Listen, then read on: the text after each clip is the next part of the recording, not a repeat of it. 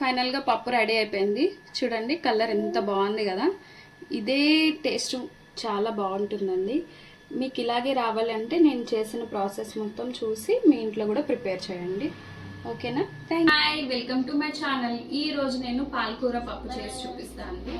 చాలా టేస్టీగా ఉంటుంది. ఏ విధంగా చేయాలో కంప్లీట్ ప్రాసెస్ స్టార్ట్ చేద్దాం రండి.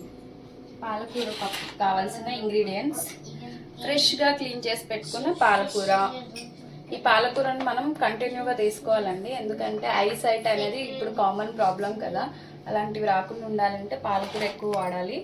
నెక్స్ట్ ఒక 1 అవర్ బిఫోరే నేను పప్పు నానబెట్టుకున్నాను అండి.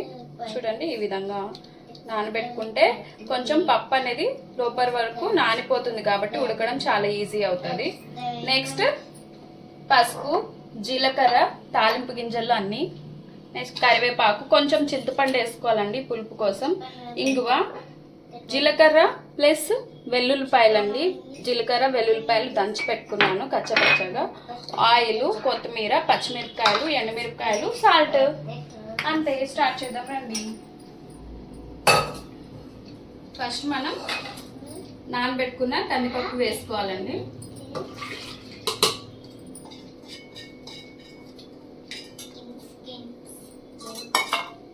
తర్వాత పాలకూర వేసుకోవాలి. చూడండి ఈ విధంగా మొత్తం పాలకూర అనేది వేసేస్తున్నాను. కొంచెం పసుపు, అలాగే కొంచెమే చింతపండు అండి. చింతపండు వల్ల కొంచెం పులుపు వస్తుంది, అలాగే మనకి ఈవినింగ్ వరకు ఫ్రెష్గా ఉంటుంది. పచ్చిమిరపకాయలు అండి, ఈ విధంగా కట్ చేసుకొని వేసుకోండి. కారం అవసరం ఉండదు దీనికి. నెక్స్ట్ కొంచెం ఆయిల్ అండి, కొంచెం చాలు. అంతే, దీన్ని ఇలానే మనం కుక్కర్లో పెట్టేయచ్చు.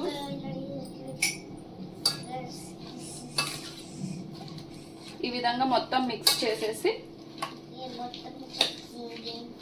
ఇట్లా మిక్స్ చేసేసి పెట్టేస్తే పాలకూర కూడా ఉడికి వాటర్ వస్తుంది, దాంట్లో పప్పు కూడా కుక్ అయిపోతుంది. ఒక 3 విజిల్స్ పెట్టుకుంటే సరిపోతుందండి.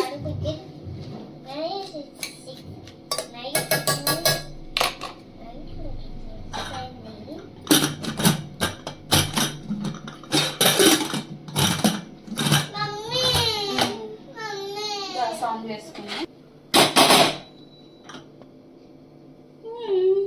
3 విజిల్స్ అయితే ఫినిష్ అయినట్టే. ఇవన్నీ మనం తాలింపులో వాడతామండి. 3 విజిల్స్ కంప్లీట్ అయ్యాయి. మనం గ్యాస్ కంప్లీట్ గా పోయేంత వరకు వదిలేయచ్చు, కానీ నాకు త్వరగా కావాలి కాబట్టి చేస్తున్నాను. చూడండి ఈ విధంగా ఉంటుంది. దీన్ని మనం పప్పు గుత్తి అంటాం మేము, మీరేమంటారు. దాంతో ఇలా మెదిపేసుకోవాలి.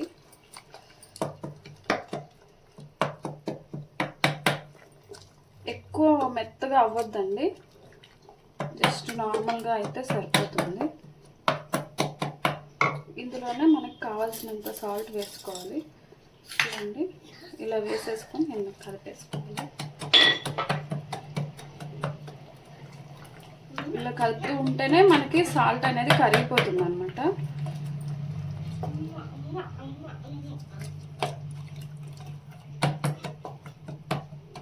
చూసారా ఎలా ఉంది?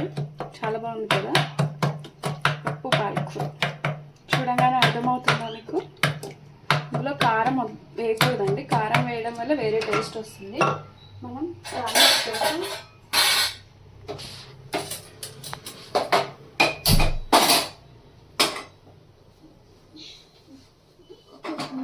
తాలింపు కోసం గిన్నె పెట్టుకున్నాను. అలాగే దీన్ని ఇలా మనం మెత్తూ ఉంటే మంచిగా స్ట్రక్చర్ అనేది వస్తుంది. చాలా బాగుంటుందండి పప్పు అయితే. గిన్నె కాగిన తర్వాత ఆయిల్ వేసుకోవాలి. చూడండి పాలకూర తినడం వల్ల మనకి అందులో విటమిన్ ఏ ఉంటుందన్నమాట. విటమిన్ ఏ వల్ల మనకి ఐసైట్ రాకుండా ఉంటుంది, కాబట్టి వీక్లీ ట్వైస్ అన్నా తీసుకోవాలి. ఇలా ఆకుకూరలు ఇష్టం ఉండదు ఉంటారు కదా కొంతమంది, అలాంటి వాళ్ళకి ఇలా పప్పులో వేసి పెడితే ఇది కొంచెం టేస్ట్ అనేది బాగా వస్తుంది కాబట్టి తినడానికి ఇష్టపడతారు. ఎందుకంటే నాకు ఆకుకూరలు నచ్చదు కాబట్టి నేను ఇలా చేయడం నేర్చుకున్నాను. దీనివల్ల నాకు చాలా హెల్ప్ అయింది.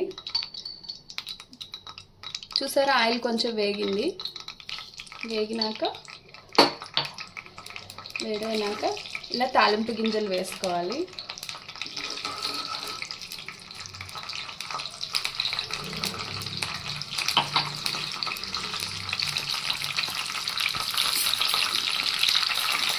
ఎక్కువ వేసుకోండి, టేస్ట్ బాగా వస్తుంది.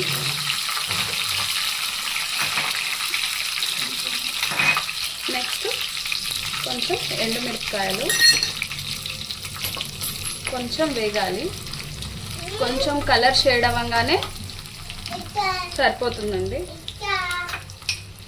వెల్లుల్లిపాయ జీలకర్ర దంచి పెట్టుకున్నదండి, కచ్చపచ్చగా దంచి పెట్టుకున్నది.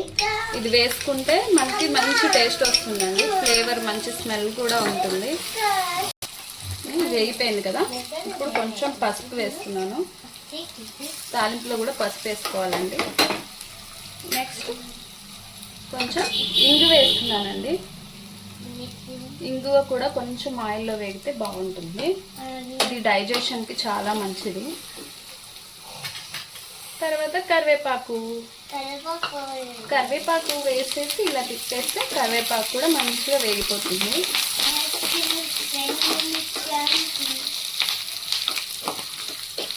అంతే అండి, మనం పప్పుకి కావాల్సిన తాలింపు రెడీ చేసుకున్నట్టే. కొంచెం వేగనిద్దాం కరివేపాకుని.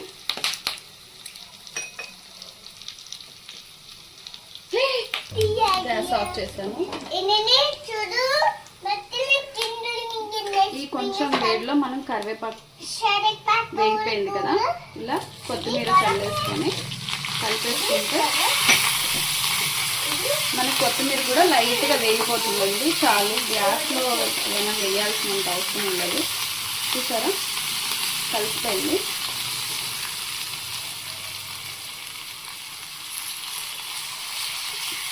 ఇది ఇందులో కలిపేద్దాం.